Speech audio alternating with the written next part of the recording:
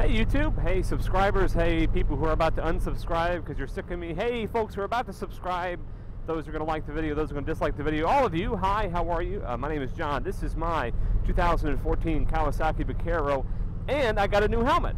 Actually, it's been in a couple of videos. Nobody's commented yet. Nobody's noticed, I guess, but that's okay. My last helmet was a silver HJC CL16, and I've replaced that with this black and high-vis yellow two-tone, you know, kind of going with a graphic thing this time, FG17, also from HJC. I'm not going to go into too much detail about that, but it was, you know, it was a good fit and a good price, and so that's what I replaced my lid with. Helmets should be replaced every couple of years, and my CL16 was about 4 years old, so it was time for it to be replaced. And other things were wearing out. The snaps that hold the cheek pads in were wearing out, and just other things like that, you know, it was just time. But in replacing my helmet, I got to thinking about helmets and some of the discussions that I've had in the past with motorcyclists regarding helmets. It is hay season, and we're about to come up on a hay truck. That's okay. Just going to work. So helmets, that's kind of a controversial topic. Maybe it shouldn't be, but it is. Now, I've done a video on riding gear, and unfortunately it wasn't as well received as I'd like because I waited to the very end of the video to kind of make the conclusion. And the biggest problem with that is that not everyone watched to the end of the video. So folks kind of assumed that I thought people shouldn't wear gear, and that's all right. That's no big deal.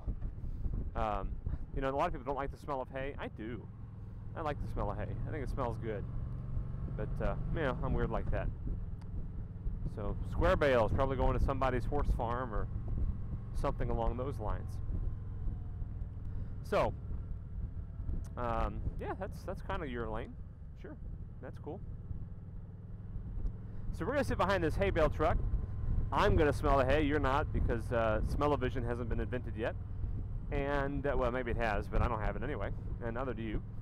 And we're going to talk about helmets and whether folks should wear them. And there's a mail truck. That's kind of a controversial topic, isn't it, right? Whether or not folks should wear a helmet. Once in a while on forums, especially, oh my gosh, I took my hand off the handlebars. Nobody tell their grandma on me.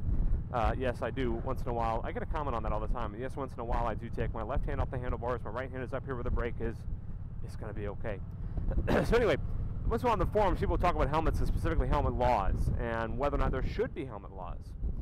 Inevitably, those who occasionally or never wear their helmets believe that folks shouldn't have to be legally required to wear a helmet, and folks who wear a helmet think that everyone else should be required to wear one as well. So it kind of gets split down that line, and it's an interesting topic. Now, when it comes to the helmet debate, I think one of the most important things to do is to be honest and to understand the realities of the helmet debate. One of my biggest pet peeves, really, truly biggest pet peeves, whether it's politics, motorcycles, religion, anything, is just bad information. It's just misinformation, wrong information, or information that sounds good and evokes an emotional response, but is frankly bull. And there's a lot of that surrounding the helmet debate. I don't know where this road up here goes, but we're going to find out because being behind a hay truck isn't all that exciting. So we're going to go left here. Robertsville Road. Bet that's just going to take me back to where I was. Oh well. Of course, it's only a 40-mile-an-hour road. I could have gone just as fast on back there behind the hay truck, but that's okay. So one of the most egregious, I think, misinformations around a helmet is this statement, and the statement is that a helmet is the difference between being dead and being a vegetable. And the assumption here is that if you wear a helmet, you're still going to have serious brain injuries, and you're going to be a vegetable, which of course people mean persistent vegetative state, which is a medical condition in which an individual is not expected to ever regain consciousness. And so in that situation, folks believe that a helmet will protect you enough to create a PVS situation. Not wearing a helmet, you'll be dead. And so they reason that they'd rather not wear a helmet because they'd rather just be dead. If that were true, that would kind of make sense, but it's kind of bull. It's actually completely bull.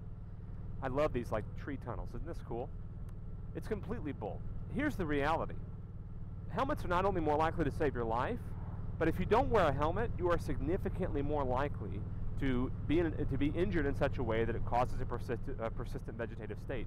You are more likely to become a vegetable if you aren't wearing a helmet. The brain injuries that cause that are much more common when you don't wear a helmet. Helmets don't just protect you from impact, they also protect you from deceleration and G-forces that cause really, really bad things to happen inside your brain. Helmets are designed to crush and to move. They have a liner on the inside, a shell on the outside, which is why fake helmets don't offer much protection, because they usually just have the shell. Those two things together compress and crush just a little bit, not a lot, but just a little bit, enough to significantly reduce the amount of G-forces that your brain is experiencing when you hit the ground. And of course, it's also protecting you from the hardness of the asphalt and from road rash on your face and head and things like that. Of course, a half helmet or three-quarter helmet offers less protection. Maybe we'll get into that today. But the reality is that brain injuries are more likely without a helmet, period. Now the next reality is, the next thing people say is, well, helmets snap necks. Okay, and you hear this a lot. Whenever there's a rally, folks trying to get rid of helmet laws, they often parrot that helmets snap necks. Again, not only is that not true, but the opposite is true. Not wearing a helmet increases your chance for a neck injury. So not wearing a helmet actually makes it more likely that you could snap your neck or have a bad neck injury and be paralyzed. Especially full-face helmets, which are designed to protect both the head and neck. Even though it doesn't go all the way down around your neck, it's shaped in such a way to actually protect your head and neck. Now, we understand, and everyone who rides a motorcycle should understand, that serious injuries can occur even with the best safety gear. Even here, wearing full gear, wearing a brand new full-face helmet with the latest Snell rating, everything, I still could be very seriously injured or killed on this motorcycle, and that's a reality that I'm okay with. Just like I could be seriously injured or killed in my car, and I don't want it to stop me from enjoying the things that I do. So helmets don't snap necks, helmets don't cause brain injuries, they protect from both. Now the next and third misinformation is getting into an accident in the first place. People say that, well, a helmet, and here's the other problem with that, is that not everyone wears a full-face helmet, but they only talk about full-face helmets, and they say a helmet causes you to lose your peripheral vision and causes you not to be able to hear traffic around you.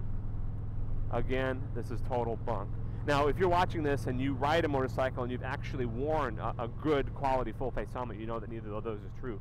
Not only does my peripheral vision not affected, but I have to turn my eyeballs all the way to the right to be able to see kind of a cloudy, faded piece of my helmet right up here. I don't know, you probably can't see that from the camera, but you know, this side here, this is far enough cut out that I have to strain to be able to see it. Now, the only part of my vision that's occluded is a little bit up top and a little bit at the bottom where my chin bar is, neither of which affect my ability to see the road and to react to changing road conditions or traffic. Also, I can hear just fine.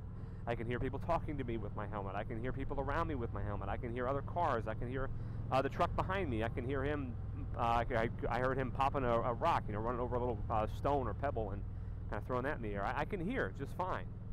I haven't seen a sign, but it sure seems like the speed limit must be higher through here, doesn't it? But no, I haven't seen a sign for a higher speed limit. Maybe because my evil full-face helmet's occluding my vision. So those are the realities, folks. And if we're going to have a conversation about helmets, we have to realize those realities. That helmets not only protect neck injuries and head injuries, they make it less likely for you to be seriously injured, make it less likely for you to die, and they do not occlude your vision and hearing. But the question is still there: should the government require motorcyclists to wear a helmet? Presently, the requirement in some United States and some other countries is a helmet with some sort of a rating. Here in the United States, that rating is a DOT rating. The DOT rating is really not all that great. All it requires is that a manufacturer file out some paperwork and promise that they did the tests. No agency, no third party actually tests the helmets, which is why I personally prefer the Snell rating. And the Snell Institution is an organization that actually rates and tests helmets. And what you end up with in the end, oh, I know where I am. What you end up with in the end is a helmet that's actually been tested by somebody and hasn't just been filled out on a piece of paper, I promise we tested it. But should the government require you to wear a helmet? Well, that's an interesting question, isn't it? On the one hand, you have the argument of civil and individual liberties, in which an individual, are those both Vulcans? The guy's wearing a Vulcan Riders t-shirt. That's cool. Which an individual has the right to make decisions that are best for them. An individual has the right to make an informed decision. Now, the informed decision is the important part. I don't mind. I don't agree with. Okay, I'm gonna say that right now. But I don't mind someone who tells me that they don't want to wear a helmet and they want to exercise their right if they live in an area where they have that right to not wear a helmet. I don't mind that. I respect that they believe that that's their right. I do mind when someone tells me they don't want to wear a helmet because it's more dangerous, or because it's going to snap their neck, or because they're going to become a vegetable. An uninformed decision is inexcusable and unacceptable. However, a lot of folks, and I can see that, do argue that an individual has the right to make an informed decision for themselves. And a lot of that stems from riding a motorcycle in the first place. Even with the best gear, you're more likely to be injured on a motorcycle than in a car. And that's a reality, and it turns my stomach when somebody doesn't believe that reality, or they think that, well, the injury statistics are only for sport bikes, or only for cruisers, or only for people who don't wear gear, or only for people who drive too fast, or you name it. And they have a lot of excuses for why they don't think they'll ever be in an accident. That's just bull. I've used that word a lot today. I don't think I've ever used that in the video before, but I'm going to say bull a lot today because there's a lot of bull in what we're talking about. The reality is, like it or not, you're more likely to be injured in a motorcycle accident than in a car accident. We're actually just going to jump down here 1 mile down to Washington, and this guy's not going to let me over. Oh, there he goes. Okay, thank you. Interstates are so boring, and all you do is you just sit there. There's no curves, there's a lot of traffic, and it's noisy and it's annoying, so I don't like the interstate, but this will shoot me over to a more interesting place to ride.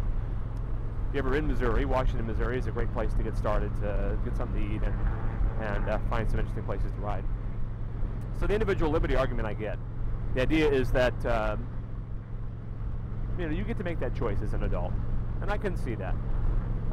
States that have requirements that only people over 21, for example, can choose not to wear a helmet makes sense to me. I really think that's a bad decision, though. I think it's a very bad decision.